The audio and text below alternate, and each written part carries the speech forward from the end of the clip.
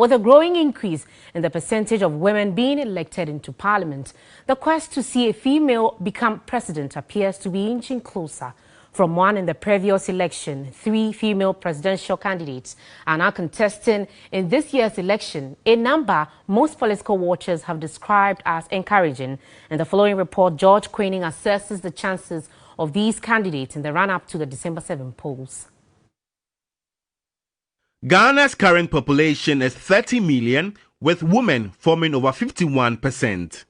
This has driven conversations in favor of women, confirming that a female president in Ghana can become a reality.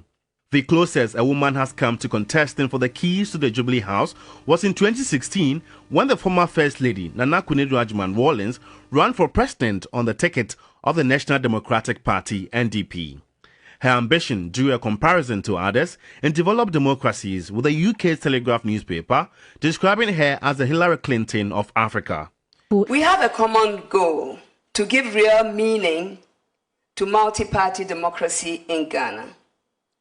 We are determined to play our part to enrich the quality of conversation and ultimately the quality of delivery of Ghana's democracy. Ekwe of the Ghana Freedom Party failed to make it to the ballot paper in the 2016 elections after the EC disqualified her for some anomalies. The commercial farmer has been cleared to contest the 2020 elections, which is hopeful of winning and giving excellence to female leadership at the highest level. I have never had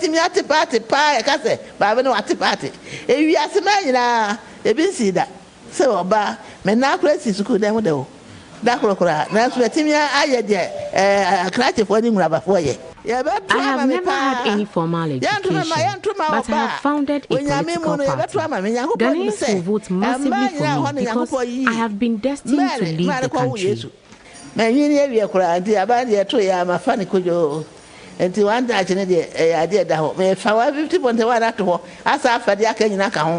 From being the running mate of the PPP presidential candidate in the 2016 elections and now the presidential candidate of the party in this year's elections, former Miss Ghana, Bridget Jogbenuku, is of the conviction having women in leadership positions, especially the highest office, would better serve the country's interest.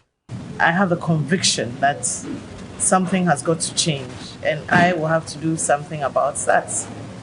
So it's not necessarily a gender thing that Ghanaians are ready. Ghanaians should be ready for a kind of change that brings them what they want.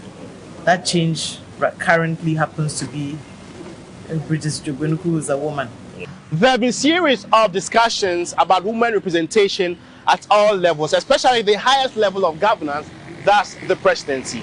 A careful look at the 2016 ballot paper reveals 7 presidential candidates and it was just 1 female presidential candidate. Fast forward to 2020, we've got 12 presidential candidates with just 3 out of the 12. And so the question is that fair representation? Are the numbers convincing enough? Let's seek some answers from an expert. It's good representation, but not fair. If we are talking of fair representation, then it should be 50-50. But then it's good because for the first time in the history of our nation, we have 3 presidential female candidates on our ballot paper. That is a good sign that with some form of support and selection, we could get more in the near future. But we can't just support and select unless we have laws to guide in the support and selection, and those laws are protected. The Affirmative Action Bill, when passed into law, will be one guideline. Interestingly, 36 women were elected to parliament, up from 30 in 2012, the largest number and greatest percentage of women MPs in Ghana's 63 years of independence. With such feat, convictions are rife that Ghana's electoral system will witness a new dawn, reconciling the numbers with the chances of the female presidential candidates. I would say it's enough because of where we are coming from. We are now probably understanding the politics. So to me, it's enough. We have the NDC having a running mate as a woman, so you see it coming. I'm voting based on policies. I can't vote because a woman is there or because, even though I'm a feminist, if the woman is right for the job, I'll choose her. But if she's not, I wouldn't. Is Ghana ready for a female president? Well, your guess is good as mine. After December 7, we'll know the fate of each and every presidential candidate. Who knows? The third force that political watchers have been anticipating could be a female presidential candidate. George Quenin, TV3 News, Accra.